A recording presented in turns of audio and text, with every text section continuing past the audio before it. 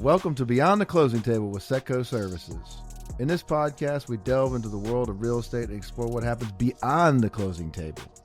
Join us for insightful discussions and expert interviews that will change the way you see real estate transactions. Welcome to Beyond the Closing Table with George Brandon Jr. and sponsored by Setco Services. Today we have Scott Russell with Dynamic Sales Solution. Scott, thank you. How you doing, buddy? Good. I'm excited about this. Yeah, me too. Only because you, multiple reasons, but your diverse background, but also did some coaching for Setco. And I truly appreciate that. That was a good crew. Yeah. We're all working on it. We can all continue to improve, right? But it's interesting, George, because what I felt when I was with your group, I was only there for an hour. And I think it's something that used to be a lot more prevalent than it is today in business, and I talk about it a lot, is culture. Mm-hmm. I don't want to downplay the word culture, but culture is vitally important. I often say that people start a job because of a job. People stay in a job because of a culture. Yep. And I felt there was a culture because A, you brought them together, and B, there was education, there was bonding. And, I personally think that if you love what you do, now I don't mean jumping off the couch on Sunday and going, yippee, I get to go to work tomorrow. But if you love what you do and you like the people that you do it with, there's a dollar value to that. Yeah. That's not in your paycheck. And that's, people are not able to tell. I can't tell you what that value is. That's up for you. But I had a job that I truly loved, and it was one that didn't have the big VP in front of it, but I loved it. It was rewarding to me, and it was worth a lot of money. That was not on my paycheck. But I think that's important, and I do think that a lot of people today are yearning for that. When you go in to look at a company and all of a sudden you look at turnover and it's a lot, the first thing I'm going to do is tell me about your culture. Mm-hmm. And if there's a lot of turnover, they can't answer that question. Yeah. So, but I felt it with yours because culture doesn't have to be like your customers don't need to know your culture, but they do feel it. Absolutely. No, they can tell. I think you could tell when you walk into one of our offices, and it's not perfect by any means. I don't think anyone is. And you're always going to have bad apples that maybe don't want to drink the Kool-Aid. But if you're constantly working at it, that makes a difference. People see that. And to your point of a dollar value, I say this even in my interviews. If you're happy at work, you're happy at home, and vice versa. So that's a win-win for everybody. And one of the exciting reasons I wanted you to come on here is because your background in customer service, and we're going to get into all that good stuff. But we're customer service people. We are customer service agents. We were just talking off air about who the hell gets excited about title insurance. No one. Because there's I honestly don't even know what title insurance you is. Just made my point, because I was about to throw you a statistic that most people don't, and that's okay. Title insurance is one of those insurances you don't need it until you really need it. Yeah, and it's just for most people, including the people sitting in those business. A lot of the realtors, it's a line item on a settlement statement until you need it, and that's fine. But what we were talking about, like separating ourselves. It's the exact same product. Every one of my competitors, and you use a great example, a bed and a bath from the hotel world. What's the difference? Well, our only difference is separating ourselves is our people and our customer service. And that's it. And it's powerful. Yeah. And if you keep pushing that, it'll make a difference. But I'm sure we'll delve into that. I want to hear where Scott and how Scott got to where he is today first. So where were you born? Where'd you grow up? Yep. Well, I was born in Baton Rouge, Louisiana, and grew up. I did a detour with the family to Dallas, but most of my years were in Baton Rouge. Okay. I went to LSU. Okay. Did you play any high school sports? I played football. Okay. In junior high. I got defensive player of the week one week. Okay. In second grade, but I'll take it. Okay. I'll take it. And then, I I've gone through these different paths and stuff like that. My dad died when I was 13, and I'm my sorry. reaction was that I needed to become the man of the house because my older brother wasn't capable of that. And Okay. so that's when I kind of took on this responsibility level and became a parent to my younger brother. And I don't know that I really wanted to be that, but I took on that responsibility. And with that, What makes you feel like you had to do that? Because my growing up, mom was the queen.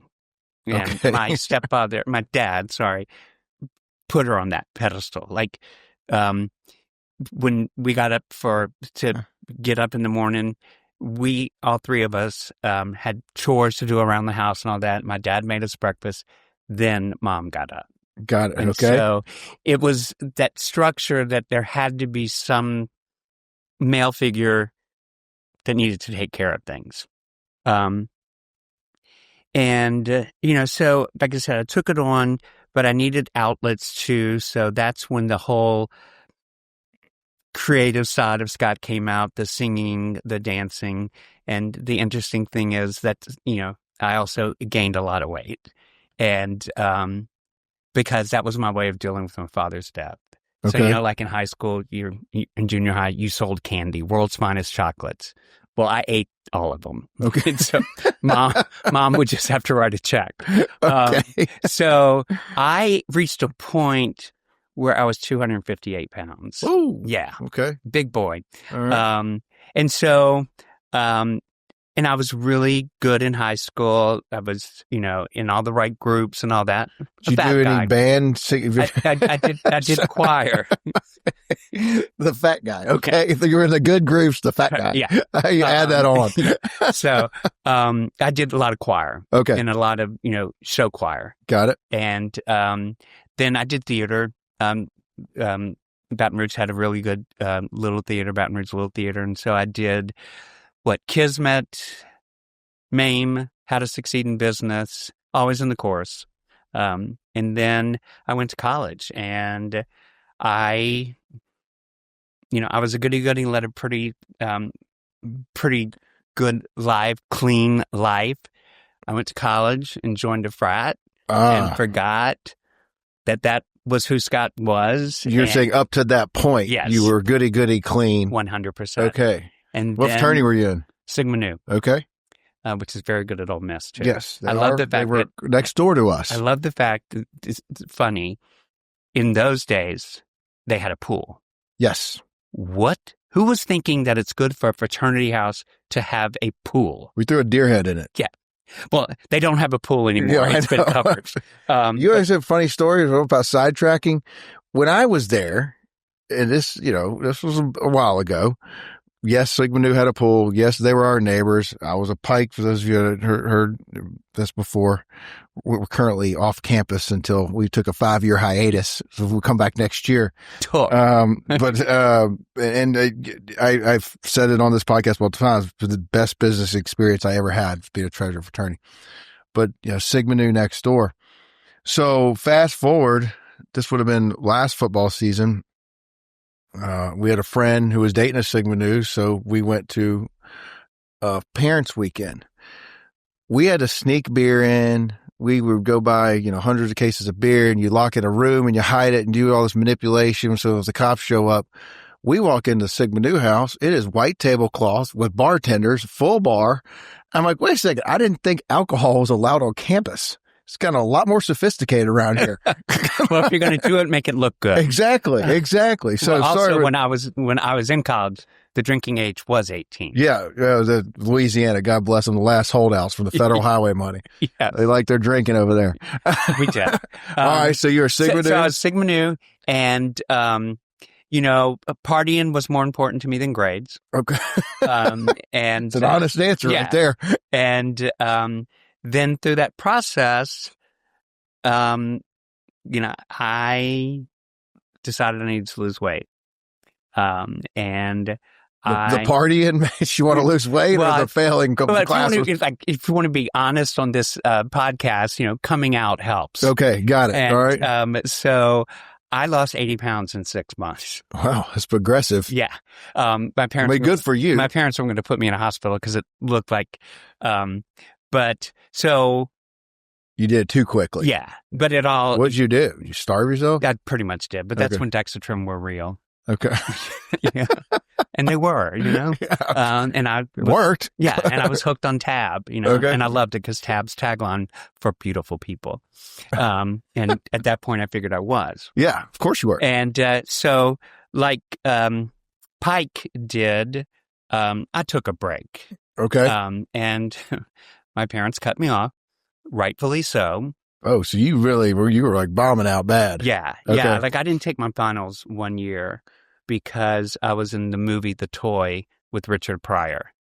And that was more important to me than my finals. But LSU didn't care about that. So they asked me to take a break. And that's when look, you wanted me to be candid. Yeah, I do. I'm laughing with you, Scott. Please take it that way. No, I do. And so I took a break. My parents completely cut me off. And like I said, deservedly so. We can't roll over the fact you just said you were in a movie with Richard Pryor. Yes. What were you doing? I was a waiter in the garden party scene, and it was only supposed to be a short shoot for that scene, but it ended up lasting a month. Were they shooting in Baton Rouge? Yeah. Okay. Yeah. So if you remember Richard Pryor driving around the department store in the car, little toy car. Yes. That was a Gotcha department store in Baton Rouge. Okay. So, again, I always thought I was going to be famous. Rightfully so.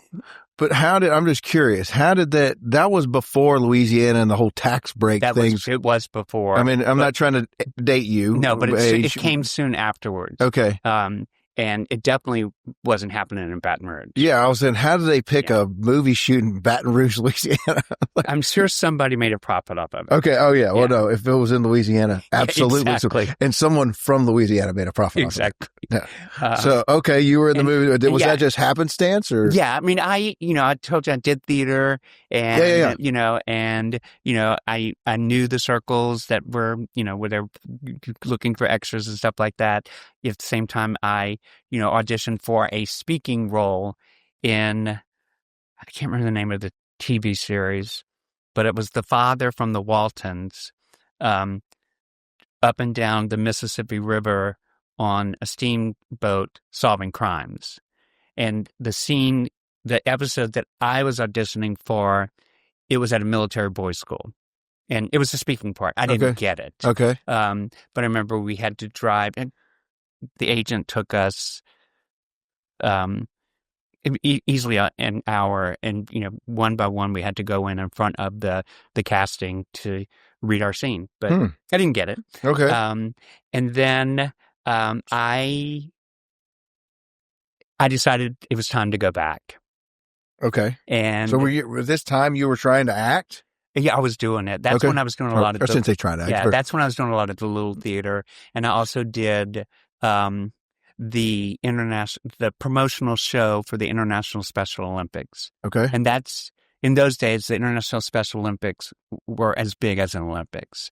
Paralympics is different than the Special Olympics, but it was in Baton Rouge that year. Okay. And so All Stars, it was huge. So we did a promotional show where we went around the United States performing to promote the upcoming International Special Olympics. And I mean, I could get real corny, but I still remember I opened the show and it was, hey, good afternoon.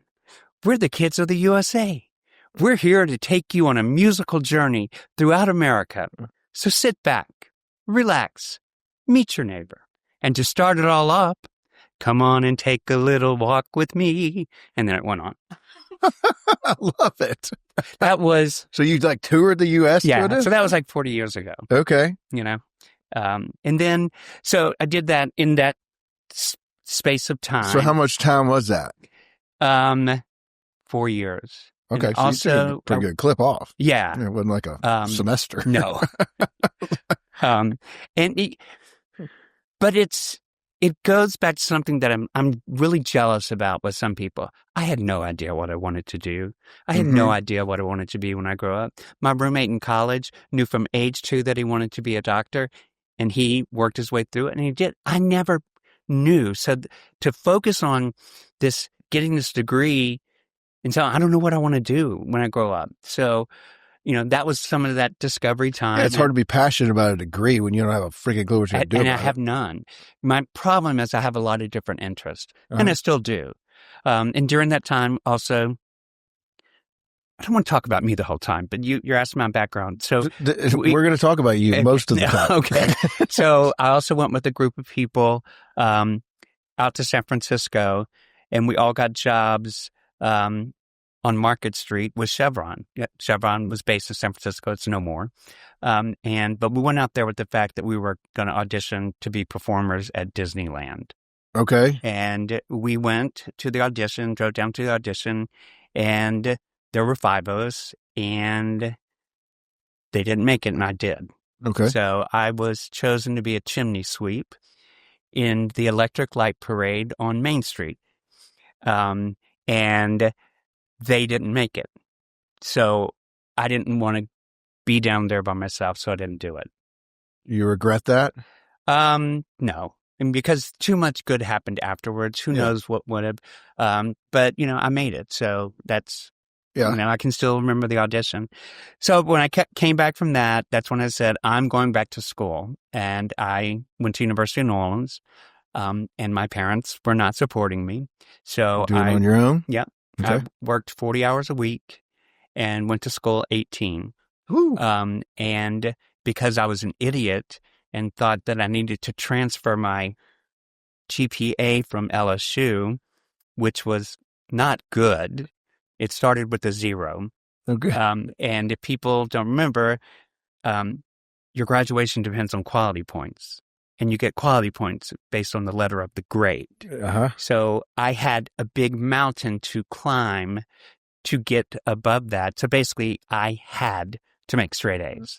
And if people don't realize, University of New Orleans is a very hard school.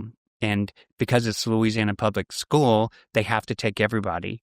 Well, they try to get rid of them in the first year. It was like first year of law school? Yeah. Yeah. It's like a hazing, if you will. It wasn't that, it was education hazing. Yeah. Same thing. They're trying to weed you out. Yeah. So, I mean, and, I had to make A's. Yeah. And, I went through and worked very hard, and 18 hours is the most hours you can take in a semester. And 40 hours working at TGI Fridays. And I did not wear buttons. We're going to go delve into some pictures after some of this I should have stuff brought some, but I did refuse to wear buttons. Okay, that was going to what do they call that? The bling or whatever? I never wore one. Okay, all right, I'm proud of you on that and one. I brought my red and white striped shirts to the dry cleaner. Okay. Because I wanted to look good. And now did you have to almost like redo all your hours? Yeah. But I had to redo them. They had to be A's.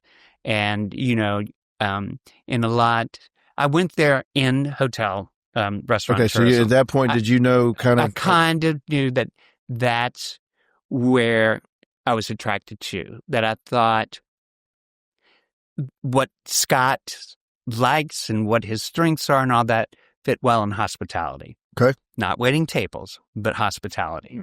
And, but then I got there and I felt like that's too confining of a degree. What if I get out and I don't want that? And yet my degree says hotel, restaurant, and tourism. So I graduated in business, but with emphasis, like my electives were in hotel, restaurant, and tourism. Yeah. Okay. But literally, I made Dean's List, so what it shows a lot me changed in 4 years. Yeah, it did. And all for the positive. I don't know that I would change it. I think all these things make people a better person. I never knew that existed, that I could work 40 hours a week and I could go to school 18 and I could make A's. That's not to say that wasn't a part of me, but I didn't realize that I had that kind of strength and could still be a kind of fun person to be around. Yeah. And so And, so I graduated and I started at the Meridian Hotel in New Orleans. In those days, it was owned by Air France. Okay. And it was one of the top-rated hotels in the U.S. because of Air France. I think it was like number 13. Where is that? Where was it? Today, it's the JW Marriott on Canal Street. Okay. Yep. Sideways to the Sheraton, across the street from the Marriott. Yep. It's a big hotel. It is. Yeah. It is. And I was in reservations there after TGI Fridays while I was in college to finish it up. And then they liked me, and the minute I graduated, they put me in HR. In those days, you called it HR. Yeah. And I realized soon that HR was not my thing. What were you doing? Because HR, I guess today can mean a lot. Yeah, I was the assistant director of HR, a lot of hiring, and unfortunately a lot of firing. And my empathy level is extremely high and possibly to a fault. And literally, I wouldn't sleep at night knowing I was going to have to fire people the next day. And so I said, this is not for me. Yeah, and it's hard. I interrupt. It's like having what I consider, especially that comparison, a much smaller company. I say part of it may be harder. It was always easier for me when I was pissed off. But then you probably had to fire somebody you don't even know. Or you had no interaction. No. So you don't think positive, negative, good, bad, different. All you're looking at is a piece of paper like this dude did this and they gotta go. And it's like, but did they hold the standards across the board for everybody and for every department? And, it's like, unfortunately, the backbone of a hotel is the housekeeping department. Yep. Okay. And like, I couldn't relate to it at the time, but I certainly felt it. I didn't have kids at home that, my paycheck was paying for that and paying for rent and all that kind of stuff. So my obligations were totally different than that. Yeah. And to lose a job and to think not being able, that's the part of stuff. Like I said, my empathy is way high. And I've always been for the underdog, always. Yeah. To a fault. And so I won't make an LSU comment right now, but go ahead. That's a good one. But if you think about up until the week before, LSU's got some good players in the NFL. Oh, yeah. I mean, some good ones. They've put out some really good. Yeah. We've taught SEC, the ebbs and flows. Yeah. With a portal, Ole Miss can be horrible next year. And talk about, what we talked about before, the loyalty and culture. That doesn't exist in college football anymore, but we'll go to that. Okay. Finish up. So I said, okay, I'm going to do sales. So I brought into a market research position and then moved up and got a territory. Same hotel? Yeah. Okay. And moved up again and got a bigger market. And I was really successful. I mean, I was very successful. Do you like group sales? Yeah. Okay. And like I said, really successful. And I didn't want to get a next position at that hotel. So I did something that was not normal, typical of my life, but I went to my boss at the time and said, I want to work for Ritz-Carlton. Your boss at the Sheraton? at the JW. At the Meridian. Meridian, sorry. The Meridian. Yes. We had to answer the phone. At that time, I mean, not discounting what it is today, but that was like a schwanky hotel, It was major. Okay. But Ritz-Carlton is a brand that I felt like was calling me. So she did something very unusual. She called Ritz-Carlton. At that time, Ritz was based in Atlanta, and she called the vice president of sales and said, I have somebody that wants to talk to you, and I think you should talk to him. So they flew me to Atlanta and went to the corporate office, and I got a job handling the travel industry and entertainment market for the Ritz-Carlton downtown. So I moved. I was with Le Meridian for 7 years, and then I transferred over to the Ritz-Carlton Atlanta and worked my way up, and I became director of sales and marketing. And this is when Ritz-Carlton, we talked about culture before. There's no company that had culture as strong as Ritz-Carlton. I mean, Ritz-Carlton is emulated, it's studied.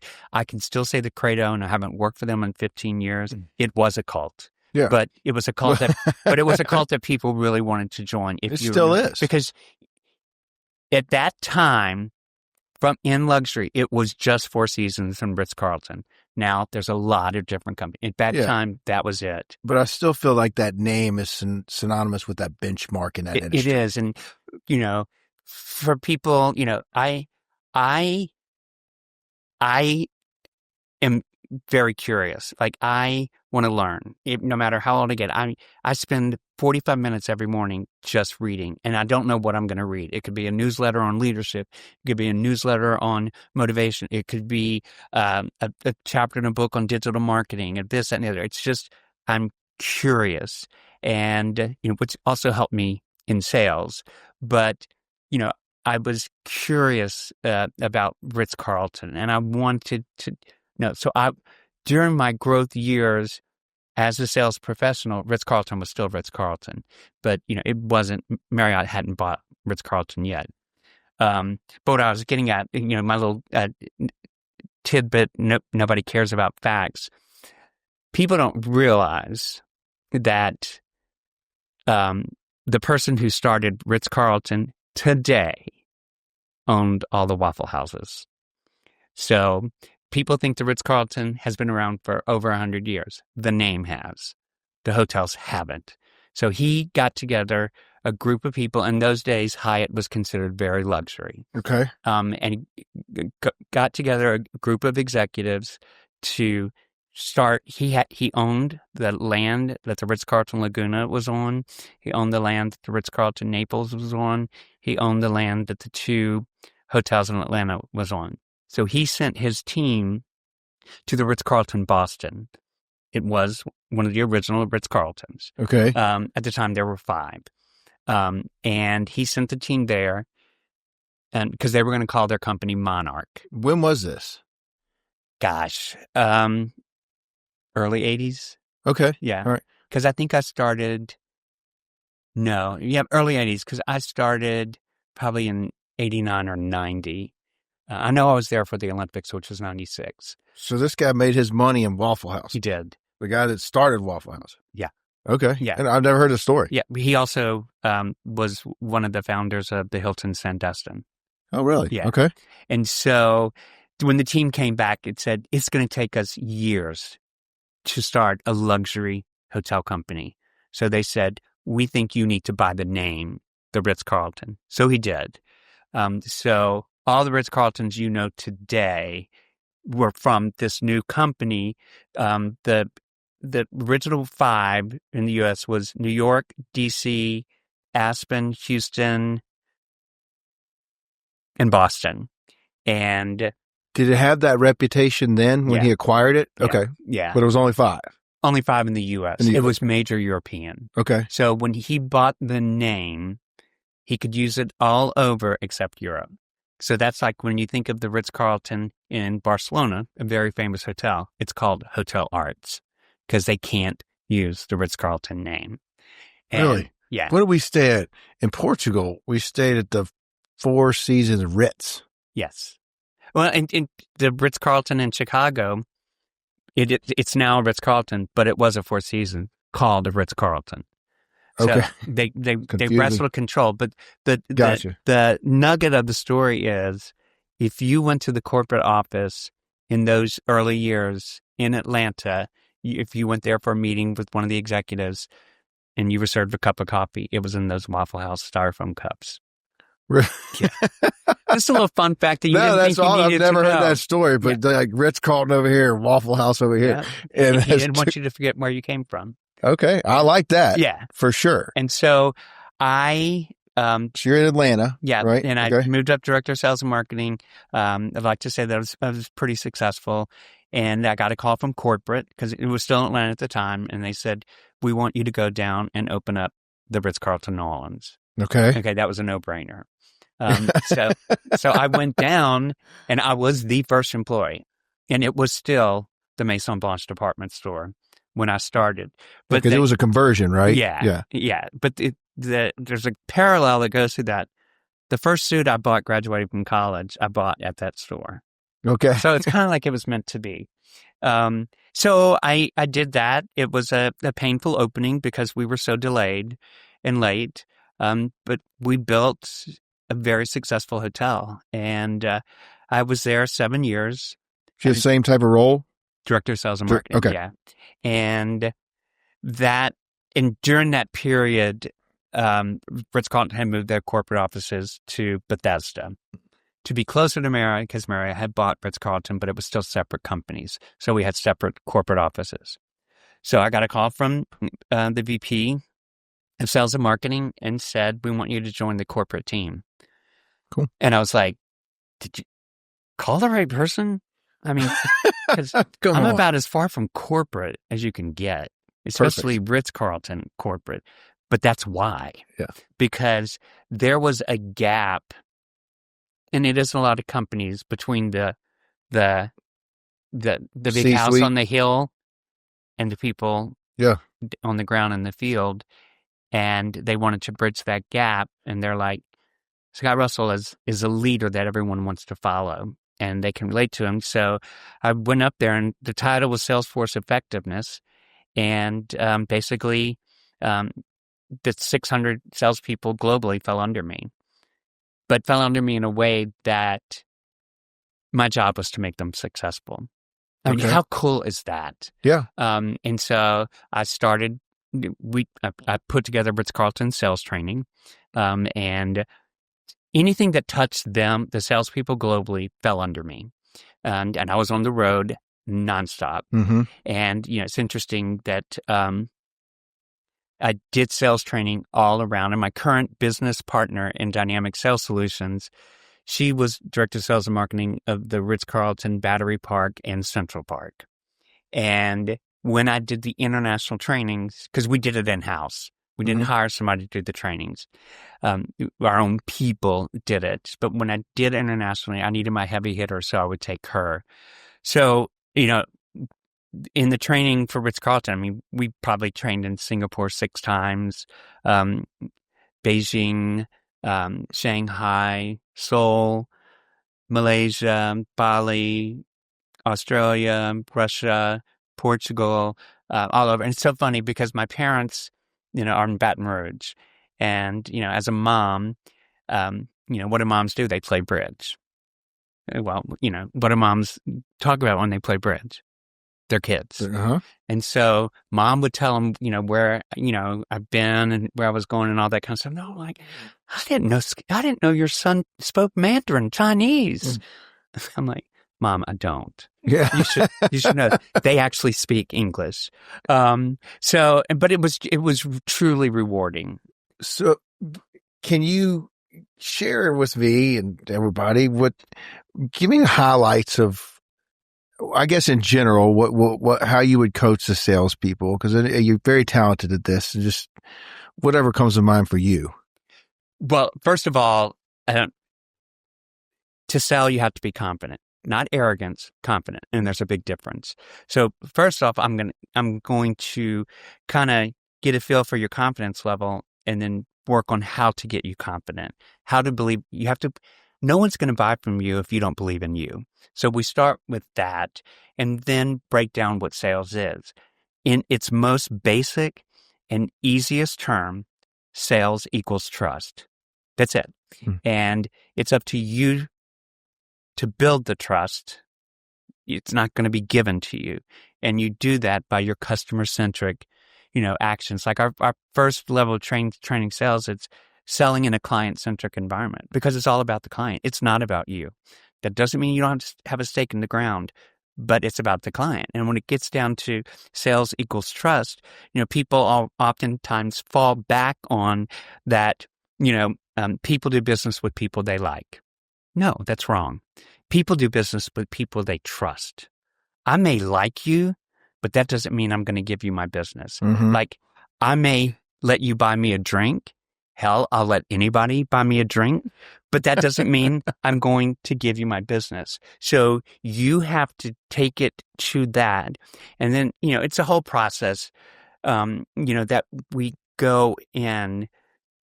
It's the basics. It's asking questions and all that, which is a lost art, completely a lost art. And, from seeing, you are a good questioner. It's because you're curious. Yeah. And we, as a whole, need to be more curious. Everyone needs to be more curious, more, more in wonder, more, just willing to, and that's why that 45 minutes every morning is my part of being curious. But anyway, so you've got your basic skills. Okay, well, I can teach those. But as we go along the way too, we talked about it before, George, but it's like you're not selling a commodity. So how do you take your product or your service out of being a commodity? Okay, that's when you get to, it's not, I think a salesperson's true job is you have to sell what's not on the website. And what that boils down to is you got to sell this. Mm-hmm. People buy with emotion. So you've got to be emotional sell, not making crying or anything like that. But it's truly in that discovery phase, in that qualifying phase, you have to understand what that client's wants and needs are and understand that every client is different. And it's not up for the client to tell you what their wants and needs are. It's for you to uncover it. Because if you've truly uncovered, it's like, you've got two beautiful young girls. It's like earlier, when you would tell them to do something, they'd say why. And then you'd have to explain a little further because they'd keep asking why until like the fifth why. And then you tell them and they're like, well, why didn't you say that in the first place? Well, you as a salesperson. Do you live with me? Yeah.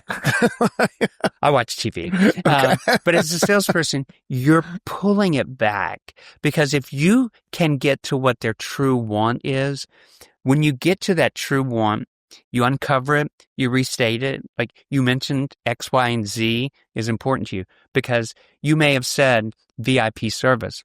Well, VIP service is different for you, Abby, and different for you, George, and different from everybody in your office. Yeah. So instead of just saying, oh, well, VIP service, great, we'll send champagne and strawberries. Okay, well, what if they're an alcoholic? Yeah. It's like, you got to, what does VIP service look like to you? What does it mean to you? And they may say something and peel it back. And what it could ultimately mean is they want their client to be met by the general manager when they walked into the hotel. Okay, that's a lot cheaper than champagne and strawberries, and it's actually what's important to them. Mm-hmm. So you take, this want, you peel it back, then you restate it, it's client wants, client feels, and the feel is this affirmation that I got what your true want is. And it's words like feel, you can rest assured, you can be at ease, you can be confident that this is going to happen because we can provide this or we can do that. And when you get to that, you're talking about yourself now, your product or your service, and it should only be one or two things. But you're not feature puking at this point. So if you got here and you're still talking about 5 different things that you're doing for them, you didn't uncover what the true want is. And that's what takes you out of being a commodity, because as a consumer, I'm going, they really care. They really get it. I have a vacation rental company as well, and I talk to the people that work with me. I do training for all the counties down here, both vacation rental and hotels. But take a vacation rental, and we're trying to get the owner onto our program. We innately think that they want revenue, but we never asked them. I mean, ask a question like, what does a successful relationship with a management company look like to you? And why? Because good question. Yeah, and you want to say why because you don't want them to give a one-word answer. So in that questioning, you want to use the word why or in detail or elaborate, because that's telling them I'm not accepting a one-word answer. And so when they think about it, it's a relationship with the management company. It could be, I want the comfort of knowing my asset is well maintained. I want to ensure that every guest that comes into this door feels like wants to come back because of how they were treated and how they were welcomed by the management company. I want, again, my asset maintained. Oh, yeah. And yes, I want to make money. Okay. Well, I know you want to make money, but what else? Because I want to sell to that. Mm-hmm. Because again, that's this. I wouldn't still be in business if I wasn't making money. And, there's not going to be one potential, management company that you're looking at that's not going to say they're going to make you the most money. Yeah. Because that's their job. They're going to say that. But I want you to feel, like when you feel the call, that person makes me confident that they're going to deliver. And I'm never going to overpromise ever, because I'm the one that has to answer if it doesn't happen. But that's the essence of sales. It's uncovering what the want and need is. We were doing sales training for a destination management company, DMC. Basically, what a destination management company does, once a group is booked at a hotel, the group planner will get a destination management company in destinations like Aspen, all these resort destinations to take. Do y'all outsource? Rich, you would outsource that? Correct. Yeah. And so that we were training the most luxury company, DMC company there is, and so that's not totally my wheelhouse. So we said, can you send us a couple of proposals that you would send out? So wait, you're training them or you're entertaining them? No, we're training them to get more business from these hotels or from direct and all that kind of stuff. This is after you left the Ritz. This is Okay. This is your consulting. Got it right. Yeah. Shifted on me. There's more in the timeline that I grew up and stuff and how I ended up here. We'll go back there, but finish that story, please. I thought. Where was I going? You were training the DMZ company. Oh, the DMC. So I said, send me a couple of proposals so we can get a feel for how you're selling. I mean, I thought my computer was going to blow up. It was 120 pages. Holy, for a proposal? That tells me you asked me nothing, that you don't care anything about me. You were going through emotion. That's a proposal that you sent anybody. That's disrespectful. I mean, it's disrespectful. They don't do that anymore. But that's where it gets back to when you're finally set out getting to them, because as a salesperson, you're solving a problem. It's not a problem that we think of when we say the word problem. If the client is coming to you with a want or a need, that's their problem. You're solving it. And so if you're solving it with 120 pages, you didn't solve it, because I don't want to have to think. I want to get to that one or two, max three things that's going to solve my need. And that shows you care, and that shows you respect them, and that's where you start to jump into. And that's sales. Sales is not going through the motion. Going through the motion is doing a transaction. I don't want to do transactions. I don't want to do. I want to do sales, and it goes back to that whole curious thing. And clients, a lot of my clients today say, we want you to train on AI. And I'm like, no, I'm not going to train on AI. There's people that do that, but I will philosophically, because everybody uses it. Yeah. I'm going to philosophically, because it goes back, George, this is something, and I think I need to trademark it, because I didn't read it in one of my curious 45-minute sessions in the morning. It's just in a reflection point. This has kind of become my mantra, that there is a difference between efficient and effective. Efficient is getting your to-do list done, checked off that day. Effective is, what did you check off that made a difference? And I want you to live in the effective space. That doesn't mean that those things don't have to get done, but... I like that. Yeah. And because I use the word efficient all the time, because our business is... very microconstantly 15 minutes, and I can give you all those stats and blah, blah, blah, blah. But, are you being effective? Yeah. We just looked at an AI platform in between this. AI from a customer, CSM portion, it's here. Yeah. And for me to train on it, okay, it's going to change tomorrow. But also, every company's AI stance is different. And so what your legal department might say you can do with AI, another hotel may not do it. Like two of our uber luxury hotel companies, each company has a platform, they turn sales off. And, my CMO, why? But my CMO of the company, one of the ones, and the company, I'm not going to say the name, but he goes, if because I have another company that is all in. And I was talking to him because if we go all in on sales, I don't need salespeople. I don't need to have that expenditure and stuff. But it goes back to how are you using it? And it gets to the effective. I do executive coaching. And when I first started the coaching, because you asked how we got here, you asked how do I talk to salespeople in the beginning. It took me a lot to get there, but you've refined your process over the years for a week. But the first thing I'll ask, I said, I want to see some of your written correspondence to clients or potential clients. And, I know this person. I go, you didn't write this. He goes, no, I didn't. I said, okay, your client knows that you didn't write it. Yep.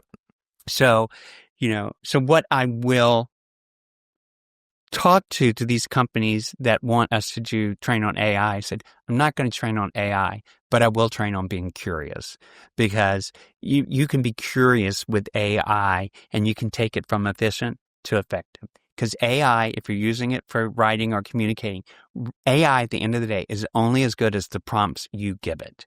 So you can control what AI puts out. So if you're going to use AI to help you with written communication, first rule, you have to write the draft. Okay, you have to write it. Secondly, ask for at least 3 variations for them to come back. And then you can pick and choose. And if none of those 3, go back. You tell them, no, that's not what I was looking for. And then fourth, you need to tell AI, what does success look like from this email? So does it look like make an appointment, send the contract back, whatever it is? What's the purpose of this? Because it's going to help with the tone that's going to get that prompt. And then finally, you should be able to tell it a little bit about the person that's receiving it, because everyone receives words and communications differently based on their driving, what drives them. And if you do all of that, that's effective. Efficient is AI writing it for you. Yeah. And unfortunately, there's a lot of people that it's efficient. I can tell. Yeah. I mean, I get it all the time. So, I just think, again, it boils down to, things just in life, we need to be more curious. Let's ask why. When you look at people that you admire who are really good at interviewing, I don't know that Barbara Walters would be my first one that I'd want to emulate, but I personally think Kelly Clarkson is an amazing interviewer. And you know why? I like her. Because she's curious. Yeah. She doesn't mind saying she doesn't know something. It's like, tell me more. I don't understand it.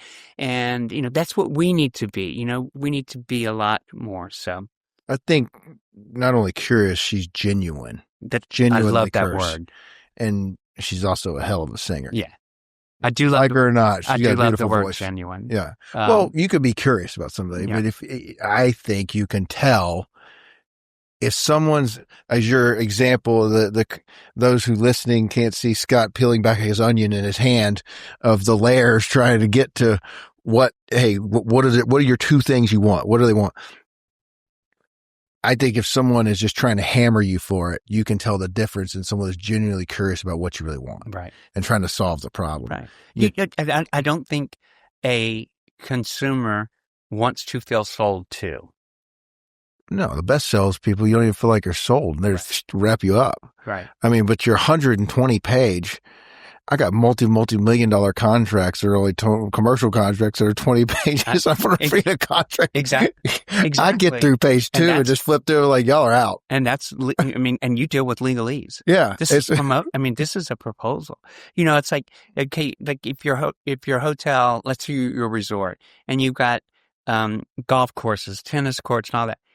If the guest isn't going to use it, don't tell them about it. Yeah. Take that out of your proposal. Take it out. Yeah. So that you hone in on what's important to them. I think today the best use of writing is bullets, because you're directing them where to look. I laugh because my personality, my managers will tell people, hey, if you're going to approach George, bring bullets. And that's points of interest. Yeah. And not that I'm like, if I think I need to have water cooler talk with somebody, I will. That's not that. But if I'm in the middle of something and you want to go bang, bang, bang, I'll respond bang, bang, bang. And then that's not, I don't want to be to degrade or make it interpersonal. No, not interpersonal. I totally get it. But that's where us also as salespeople, we also need to know how people want to receive. Yeah. And that is a skill. That's truly a skill. I've got the general manager of my vacation rental company, and when she would need something from my business partner, and she would ask, like, right after he came in the office, and he would go off and say, absolutely not. And I'm like, Mariana, there's a time and place to ask. Mm-hmm. And it takes skill to know when, because I can tell you, I can go in an hour from now and I will get it. I love the confidence. So this is a more curious question for me. You've trained sales all over the world. Would you do it differently in, like, if it's all the different cultures you would go to, in Hong Kong or Tokyo, would your approach be different? Sales is sales is sales. Okay. And like when you're in Singapore, Seoul, wherever, they all have the same issues. Okay. But you do have to respect culture. Mm-hmm. And so we do look a lot of culture. Like, something about Asians, they won't tell you when something's bad. They just won't talk about it. I remember the first time that I did sales training for Ritz-Carlton in Singapore. I mean, I was nervous wreck, traveling around the world to teach a class in a place I'd never been to. And but they all spoke English? Okay. Yeah. And they did a survey afterwards. We were already home, and they gave us a 10. Asians don't get 10s. They don't. So okay. It's just part of the culture. You can always do better. Yeah. And so the president of the company and my boss, the global vice president of sales and marketing, we had to stand up with everybody at corporate, and they brought it up. They're like, this is unheard of. And, so. Well, was that a compliment, or It was a compliment. Okay, because you led with, they won't tell you when you do something wrong. Right, and that's why that was so we know, going in, we know something about the culture. Like, I've trained in the Middle East and Dubai all up 10 times, in Dubai and Bahrain. They don't sign contracts. So it's all over a cup of coffee. And I don't think they call it coffee in Dubai. But so how do you get that appointment? How do you make the most of it? Because we all think it's a relationship sale. There it is, relationship.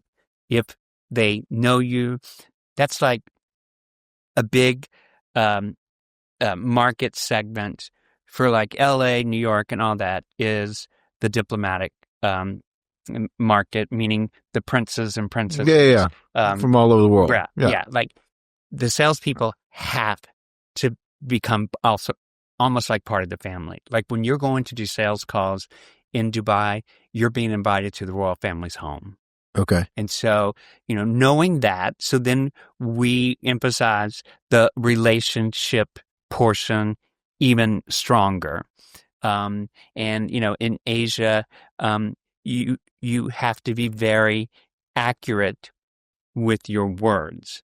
When you get to Europe, the laws are really strong about misleading sales, promises that, you don't deliver on, and all that. So if you're selling travel in Europe, you have to be very, very careful. The French laws are strict on misleading sales? Yes. Okay. I just wanted to get... It's more so Germany, believe it or not. I could see that. Yeah. Maybe not the others. So I mean, I think it's important. I think it's important to know, even in our own country, while we're all people, we're all Americans, we buy differently too. Sure. Based on where we are. New Yorker, like you, get to the point. I'm not here to, to chit chat. Tell me what you have. Whereas in the South, this is very stereotypical, but in the South, they want to talk. Yeah. That's just a fact. Get your sweet tea and that's bring it to the how office. I was raised. Yeah. And mine's more about being, if I'm involved in something, because I'd never want anybody to say I treat somebody like a New Yorker, Scott, please. Yes. Okay. Let's clarify that. I grew up in the South. I know. But you like bullets. You like to the point, okay, give me the points, give me the bullets. Here are my answers. When I finish what I'm working on right now, I may come back and let's talk about it a little further. But to answer your questions that you're looking to answer for, boom, boom, boom, and then go.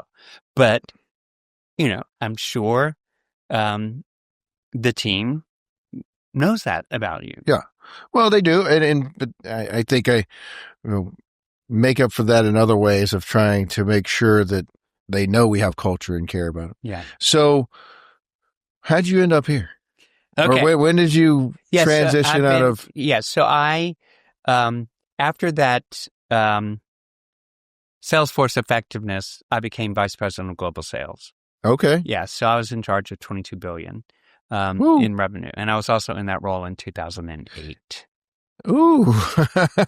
And 44% of Ritz-Carlton's business was financial. Uh-huh. So it was rough. Yeah. So when you say global sales, that's not just group sales. No, that's everything. Business travel, high-end leisure, group. People always, they don't understand hotel sales. They think a hotel's just full. No, you've booked meetings before you know. I mean, the Hilton has 10 salespeople. Yeah. Hilton here. So global sales, and we had regional sales, that a New York sales office, an LA sales office, Chicago sales office, Atlanta sales office, and then London, Paris, all over. And that group of salespeople sold all Ritz-Carltons. Okay. Whereas a hotel salesperson at a hotel, they sell that hotel. Okay. So my global people sold the brand. And so, again, I continued to travel. I'm on my third passport, and it's not because they've expired. It's because they're full. So how much were you traveling? Nonstop. Yeah? Yeah. Like 200 days a year at least? Yeah, probably 200. And you got to realize so much of it was international. Yeah. So the bulk of mine was international. Did you get to fly Delta One? They didn't have Delta One then. First class? Yeah, but the Ritz-Carlton, anything over 5 hours, you got business class. Okay. And I flew United out of Dulles because that was the best international at the time.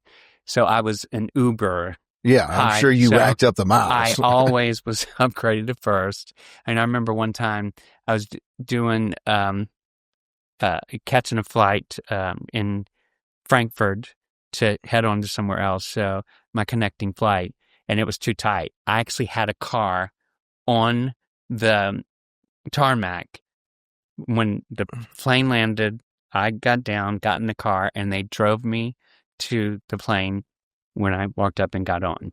So, fancy pants. Yeah. So, it's like, but it's also, George, when I look back on it, and, that was the most formative age of Scott. Mm-hmm. So I did give up this, relationship portion or all that, because I literally lived in an airport or a Ritz-Carlton hotel. Yeah. Which isn't that bad.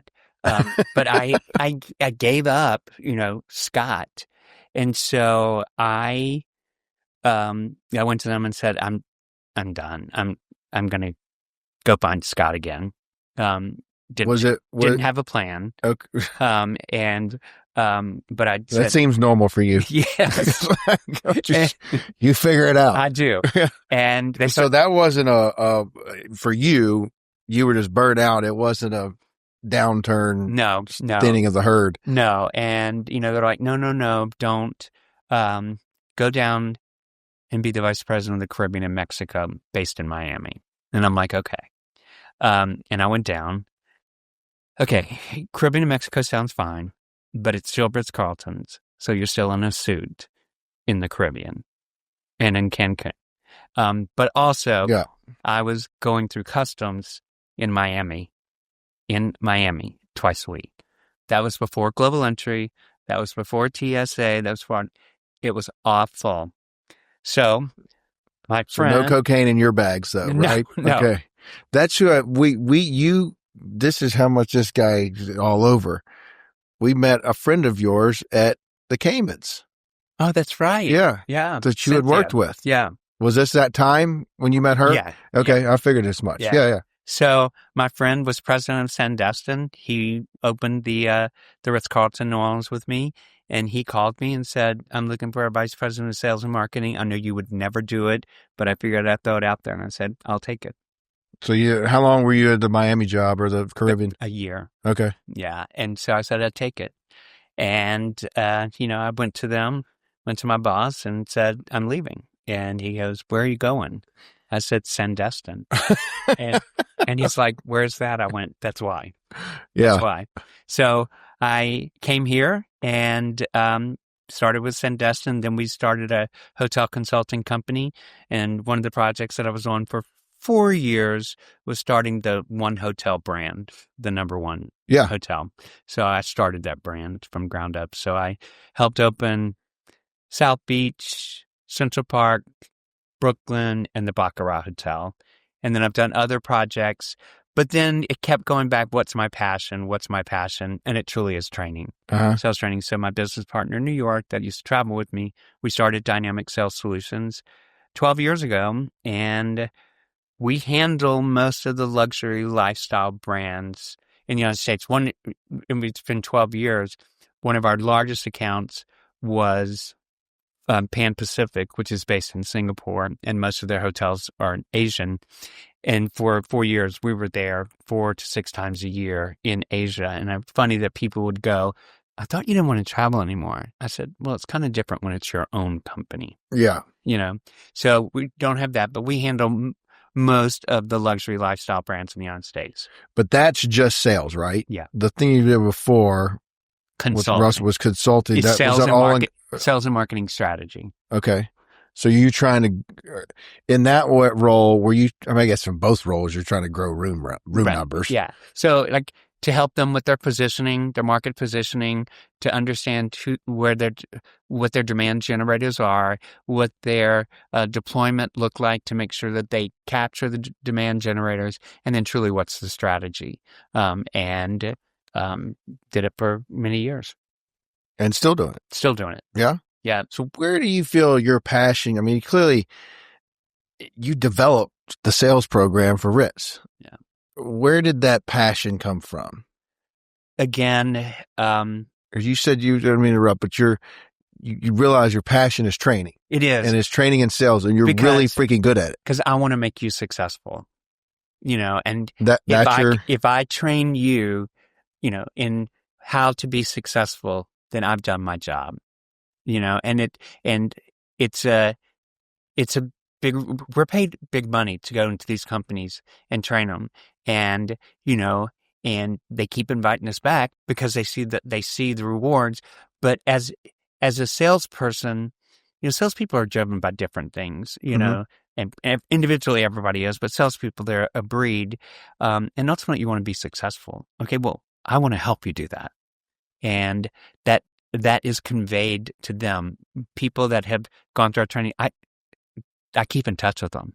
We don't give a binder because, you've been to sales training classes or you've been in management classes and there's a binder. Where's the binder? It's in my bookcase. Yeah. Or in a drawer. So, it's also, it would be really easy for us to, give them a binder and go read page 20 to 44 and then we'll talk about it. And that's great. That's all the time that I get to go back and sit in my chair and watch y'all. Okay, no. If there's no it's us the whole time. And, there's a passion to that, and on the back of the notebook is our cell numbers. And it's there for a reason. I want you to reach out. And that's awesome. And they do. They're like, that stuff you trained us on, it worked. Good. I know it did. But, it's interesting, George, and it's probably a good way to start to end things. But, I turned 64 this year. I think I look pretty good for 64. I was not asking anybody's age. But I agree. But, and so I would have guessed that. But I get asked all the time about retirement. And, for a while there, I took care of my parents, and mom passed. And, my youngest brother lives with me. He moved in 8 years ago, air quotes, temporarily. And he's still here. And I wasn't going to bring that up on the podcast, but okay. But I love him to death. So there's been different financial things, but I truly love what I do. And that's so my answer, and I truly mean this about when I'm going to retire, because we still have sales contracts that are way beyond retirement age that we have with companies. Yeah. When I become irrelevant. And that's not happening anytime soon. But the clients will let me know when we're irrelevant, and they haven't let us know that now. And my 45 minutes of being curious is how I stay relevant. So you may answered my kind of leading to wrap up question, and that's what's the future hold for Scott. But it sounds like you're going to keep honoring those contracts. I do. And you know what? You still want to do it. I do. I love it. I truly do. When we finished the class, we did 4 last week. I'm exhausted because I said, we don't stand up and say, read. It's us. Now, they have exercises they're doing or this, that, and the other, but it's us. And we're extremely passionate. But our passion's different from yours, because I do think passion comes in all shapes and sizes. It doesn't mean you have to be the loudest in the room. But we love what we do, and we love who we do it with. It ties back into exactly what we said before. And if I can have just a small impact on someone's life, it's a really good feeling. Well, you're amazing at what you do. Thank you. You had an impact on our company when you came and talked. And we're probably going to talk after this podcast about how we can do other things with my sales team. But you're also very involved in the community. Yes. We do things together. Just an amazing human being, and your energy. I don't see retirement in the near future at all if you can keep this up. So good. Thank you for all you do, Scott. I appreciate you coming in. Yeah. Thanks for having me. All right. Bye, guys.